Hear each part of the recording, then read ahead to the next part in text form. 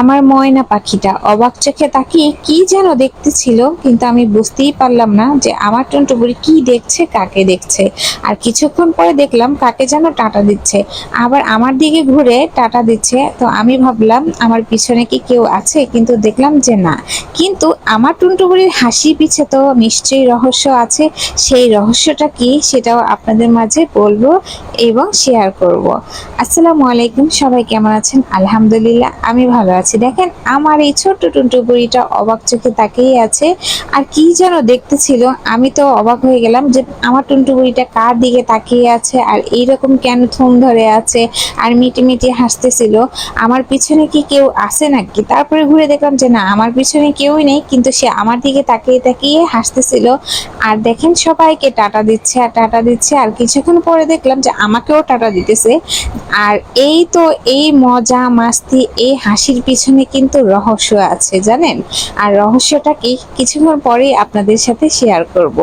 এই দেখেন আমার এই টুনটু বুড়িটা হাসি দেখে মানে মাশাল্লাহ মাশাল্লাহ পাগল হওয়ার মতো হাসি, আমার নয়ন জুড়িয়ে যায়, কলিজাটা ভরে যায় আমার মেয়ের হাসি দেখলে।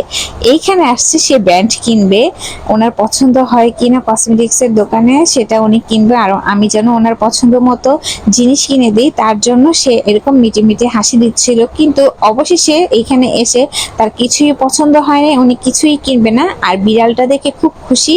আর এখানে আসলাম পরিচিত একটা ভাইয়ার দোকানে, কিছু কাজ ছিল তার জন্য, তার সাথে কথা বলার জন্য আসছি এখানে। তো এখানে এসে টুনটু বুড়ি খুব খুশি। আর ভাইয়াটা দোকানে ছিল না, উনি নামাজে পড়তে গেছে, নামাজ ছিল।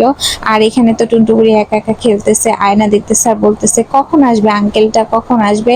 তো এখানে আমি আর আমার টুনটু বুড়ি অনেক কথা বলছি, অনেকক্ষণ এখানে ওয়েট করা লাগছে, কারণ নামাজ পড়ে তারপরে আসবে। দেখেন কি করতেছে, কি ঢং রং তার।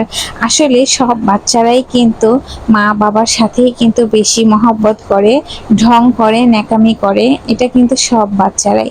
আর যখন বাচ্চারা বাবা মার সাথে এরকম দুষ্টুমি করে, ন্যাকামি করে, দেখতে কিন্তু ভীষণ ভালো লাগে। আর ওদের এই ন্যাকামিটা কিন্তু আস্তে আস্তে যত বড় হবে ততই কিন্তু ন্যাকামি বন্ধ হয়ে যাবে আর চেঞ্জ হয়ে যাবে সব কিছু। তখন কিন্তু আমরা মা বাবারা অনেক অনেক মিস করব এই ছোটবেলার এই সব কাহিনী আর এই ন্যাকামিগুলি, এই মিষ্টি মিষ্টি কথা, মিষ্টি হাসি, সব কিছুই মিস করব। তো আমার টুনটু বুড়ি কিন্তু অনেক কথা বলে, রাস্তা দিয়ে যখন যায় শুধু বক বক বক বক করতেই থাকে। আর এই দেখেন এখানে কিন্তু গাছ কাটা হয়েছে, নিশ্চয়ই হয়তো বা এখানে কোনো কাজ ধরছে, এর জন্য গাছগুলি সব কেটে ফেলেছে রাস্তার।